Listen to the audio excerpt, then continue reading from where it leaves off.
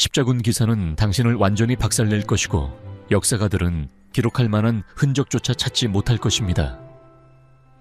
이 전사들은 7살부터 훈련을 시작했고 27kg의 강철 갑옷을 입고도 사다리를 거꾸로 올라갔습니다. 인간 무기로 설계된 존재를 상대로 몇 초나 버틸 수 있을까요? 상상해보세요. 갑자기 1987년으로 돌아갔습니다. 당신은 완전한 전투 장비를 갖춘 십자군 기사와 마주 서 있습니다. 당신은 현대의 체육관 회원권과 단백질 쉐이크를 가지고 있습니다. 아마도 크로스핏도 할 것입니다. 당신은 자신이 강하다고 생각합니다. 당신은 기회가 있다고 생각합니다.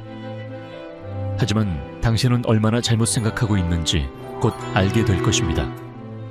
평균적인 십자군 기사는 전투에서 당신을 완전히 무너뜨릴 것이고 역사학자들은 당신에 대한 이야기를 쓸 만큼 남아있는 부분을 찾기 어려울 것입니다. 십자군 기사가 무엇인지에 대한 진짜 그림을 그려볼게요. 당신이 생각하는 모든 것이 아마도 잘못될 것입니다. 이들은 단순히 갑옷과 말을 소유한 사람들이 아니었습니다. 그들은 인류 역사상 가장 강렬하고 잔인한 전투 훈련 시스템의 산물이었습니다. 이 시스템은 현대의 특수부대 병사보다 주말 전사처럼 보이게 만드는 전사들을 양성했습니다. 훈련은 그들이 7세가 되었을 때 시작되었습니다. 7세. 현대 아이들이 신발끈을 묶는 법을 배우는 동안 중세의 소년들은 인간 무기이기 위한 20년의 여정을 시작했습니다. 그들은 글을 배우는 것이 아니라 말돌보기와 나무로 된 검을 사용한 무기 다루기를 배우는 페이지로 시작했습니다. 그들은 기본적인 전투 규칙을 매일 배웠습니다. 쉬는 날도 없었고 여름 방학도 없었으며 아프다고 결석도 할 수 없었습니다. 14세가 되면 그들은 하인의 신분이 되었습니다. 여기서부터 일이 심각해졌습니다. 정말 심각해졌습니다. 신체 훈련만으로도 대부분의 현대 운동선수들이 병원에 실려가게 만들었습니다. 우리는 막대한 돌덩이를 들어올리고 밀고 실전 무기보다 훨씬 무거운 창을 던지고 몇 시간 동안 이어지는 레슬링 경기를 이야기하고 있습니다. 그들은 7가지 민첩성을 마스터해야 했습니다. 말타기, 수영과 다이빙, 다양한 무기 쏘기, 오르기, 토너먼트 전투, 레슬링, 검술, 멀리 뛰기, 그리고 춤추기. 맞습니다. 춤입니다. 전투의 발놀림은 문자 그대로 생사에 관련된 문제입니다. 하지만 여기서 상황이 정말 미쳐갑니다. 장 아이아이 레앙그르, 즉 부소시코를 살펴보세요. 그는 1300년대와 1400년대의 가장 유명한 프랑스 기사 중 한 명이었습니다. 이 남자는 60파운드의 강철 갑옷을 입고 있어서 손만으로 사다리의 아래쪽을 오를 수 있었습니다. 그의 온몸을 덮고 있는 60파운드의 금속. 그는 대부분의 한인 현대 암벽 등반가들이 장비 없이 도전할 수 있는 것과 같은 역행 사다리 오르기를 하고 있는 것입니다. 증거는 이러한 불가능한 업적을 뒷받침합니다. 중세의 그림들은 일관되게 도움이 없이 완전 무장을 한 기사가 말을 타는 모습을 보여줍니다. 사다리도 지원도 없습니다. 오직 순수한 힘과 민첩성만이었습니다. 중세 전투를 연구하는 연구자들은 기사가 현대 프로축구 선수와 테니스 선수와 비슷한 체력 수준을 가지고 있었다고 발견했습니다. 그런데 이 남자들은 그 몸에 소형 아기가 묶여 있는 것과 같은 무게를 지고서도 활동하고 있었습니다. 그리고 그 갑옷, 당신이 생각하는 모든 것이 잘못되었습니다. 헐리우드는 중세 갑옷이 둔하고 움직이기 힘들다고 설득했습니다. 현실은 끔찍합니다. 잘 만들어진 철판 갑옷 한 벌은 33파운드에서 55파운드 사이에 무게가 나갔습니다. 그리고 그 무게는 몸에 고르게 분포되어 훈련받은 기사는 믿을 수 없을 만큼 민첩성을 유지할 수 있었습니다. 그들은 점프하고 달리고 구르고 현대인들을 놀라게 할 만큼의 이동성을 가지고 싸울 수 있었습니다. 그러나 중요하게도 그 이동성은 이 전사들이 정말로 초인적이었음을 드러내는 대가가 따랐습니다. 현대 연구에 따르면 중세 갑옷을 착용하는 것은 걷는데 평소보다 2.3배, 달리는 데는 1.9배의 에너지가 필요했습니다. 이 기사들은 갑옷 없이 이동하는 것에 거의 2배에 달하는 에너지 비용으로 움직이고 있었습니다. 그리고 그들은 전투 중 몇 시간 동안 그렇게 했습니다. 당신의 현대 유산소 운동은 그와는 비교도 되지 않습니다. 무기 훈련도 마찬가지로 파괴적이었습니다. 검싸움은 영화에서 보는 우아한 결투가 아니었습니다. 그것은 잔인하고 무자비하며 두렵도록 효과적이었습니다.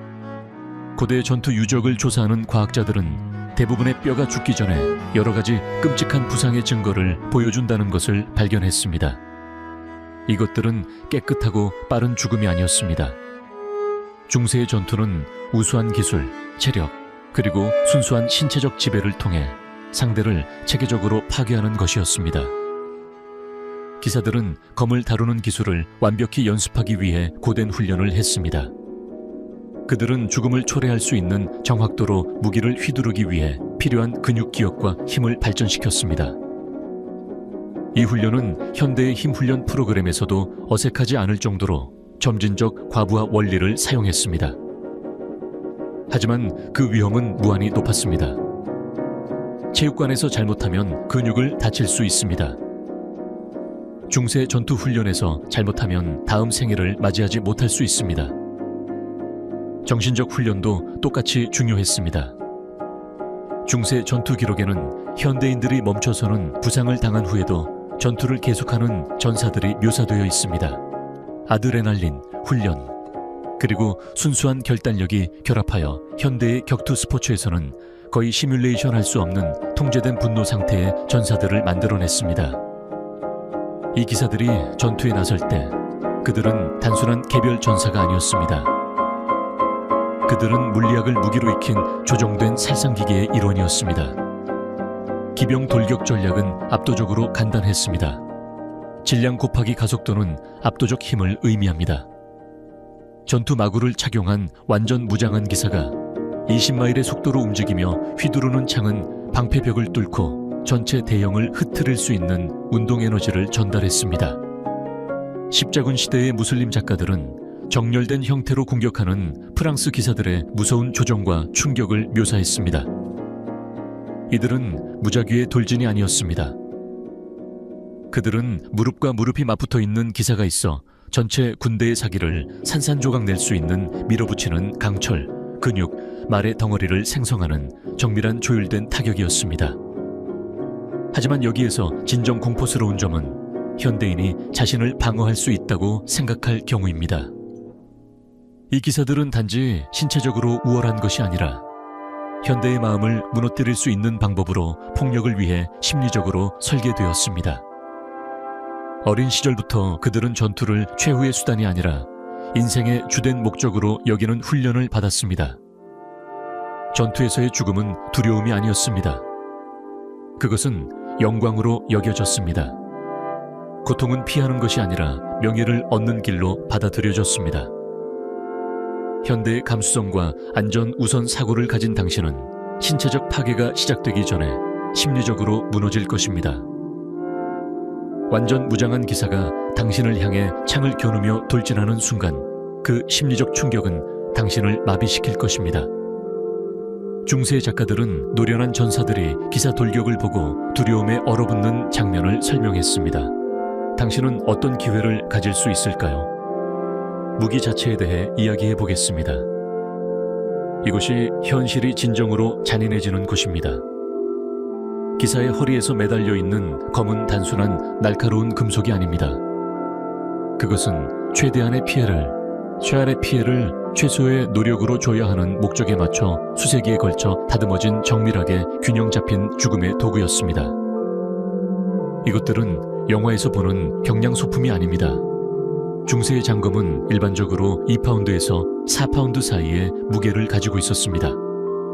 그러나 훈련된 기사의 손에 들어가면 그것들은 그들의 몸의 연장선처럼 움직였습니다.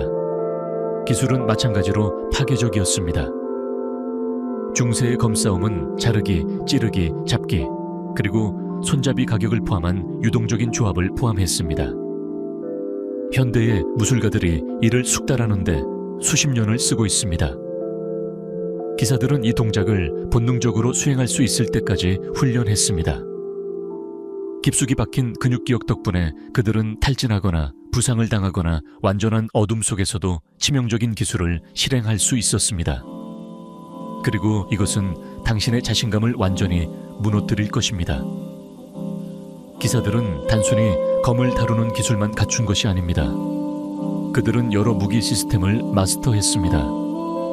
기병 전투를 위한 창, 갑옷을 부수기 위한 망치, 근접 전투 피니시 기술을 위한 단검, 그리고 원거리 대응을 위한 석궁까지. 당신은 중세 무기에 대한 유튜브 영상을 몇 개 봤을지도 모릅니다. 그러나 그들은 그들의 사용법을 완벽하게 익히는데 20년을 보냈습니다. 회복과 통증 내성에 대한 조건의 차이는 더욱 뚜렷해집니다. 현대의 운동선수들은 열심히 훈련하지만 회복, 영양, 부상 예방을 우선시합니다. 중세의 기사들은 고통을 느끼며 훈련했습니다. 그들은 전문 운동선수들이 몇 달 동안 다칠 만한 부상 속에서도 싸웠습니다. 그들은 초인적이라는 경계에 가까운 통증 내성을 키웠습니다. 현대인들을 충격에 빠뜨릴 만한 깊은 상처와 부상을 입고 싸우는 기사의 모습을 묘사한 당시의 기록이 있습니다. 이것은 허세나 아드레날린이 아닙니다. 이는 그들이 신체적 외상에도 불구하고 최상의 성능을 발휘하도록 훈련받은 체계적 조건이었습니다.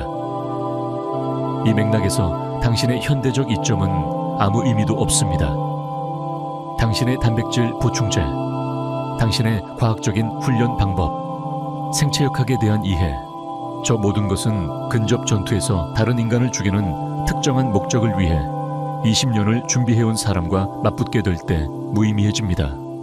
속도 차이는 압도적일 것입니다. 당신은 자신이 빠르다고 생각할 수 있지만 기사는 다른 초인적인 상대와의 전투에서 다져진 반응 시간을 가지고 있습니다. 그들은 몸짓 언어를 읽고 공격을 예측하며 공격 발생 전 당신이 무엇이 일어나고 있는지를 처리하는 동안 치명적인 정확도로 방역할 수 있습니다. 설령 기적적으로 당신이 일격을 가할 수 있다 해도 당신의 공격은 충격을 흡수하고 튕겨지는 마스터 장인의 갑옷을 치게 될 것입니다. 그 갑옷은 단순한 방어가 아니었습니다. 그것은 심리적 무기였습니다. 당신의 무기가 강철판에 무의미하게 튕겨나가는 소리와 함께 훈련받은 살인자가 거리를 좁혀 오는 것이 당신이 패배 측에서 중세 전투를 경험하며 듣게 될 마지막 소리입니다. 역사적 증거는 압도적이고 두렵습니다. 중세 전투의 고고학적 연구는 기사 전투의 파괴적인 효과를 드러냅니다. 뼈들은 에너지를 절약하면서도 피해를 극대화하는 정밀한 외과적 타격의 증거를 보여줍니다. 이들은 감정적인 공격이 아니라 계산된 효율적인 살상 기법으로 무장한 전사들이었습니다. 전투를 예술과 과학으로 보는 이들이었습니다. 하지만 아마도 가장 경각심을 불러일으키는 것은 십자군 기사들이 중세 전투의 정점이 아니었다는 점입니다. 그들은 단지 유럽에서 가장 많이 기록된 존재일 뿐입니다. 유사한 훈련 시스템이 비슷한 기술과 치명성을 가진 전사들을 배출했습니다. 성전환제 기사단, 병원 기사단, 게르만 군사 명령 모두 같은 잔혹한 준비 방법의 변형을 따랐습니다. 그러니 다음에 당신이 현대의 체육 루틴에 대해 자신감을 느낀다면 이 점을 기억하세요. 훈련을 5년만 해도 12세의 중세 하인은 대부분의 현대 성인들을 압도할 수 있는 전투 기술을 가졌습니다. 완전히 훈련된 십자군 기사는 인류 역사상 가장 효과적인 전사 문화의 정점을 나타냅니다. 당신은 십자군 기사와 맞붙으면 몇 초도 지속하지 못할 것입니다. 당신은 얼마나 완전히 뒤처졌는지를 이해할 만큼 길게 버티지 못할 것입니다. 그리고 이건 당신을 비하하는 것이 아닙니다. 이건 이 중세 전사들이 얼마나 비범했던 것인지를 증명하는 것입니다. 그들은 인간 무기를 만들기 위해 설계된 시스템의 산물이었습니다. 그리고 그 시스템은 무시무시한 효율로 작동했습니다. 중세의 군사 능력과 현대의 민간 체력 사이의 차이는 단지 의미 있는 것이 아닙니다. 그것은 천문학적입니다. 우리는 기술, 의학, 그리고 편안함을 얻었습니다. 하지만 인간의 신체적, 정신적 잠재력에 관한 근본적인 것을 잃었습니다. 십자군 기사는 생존이 폭력의 완전한 통제에 달려 있을 때 인간이 어떻게 변화할 수 있는지를 보여줍니다. 그러니 다음번에 현대인이 조상들보다 더 강하다고 생각할 때 십자군 기사를 기억하세요. 그리고 당신이 그 이론을 실제로 시험할 기회가 없음을 고맙게 여기세요.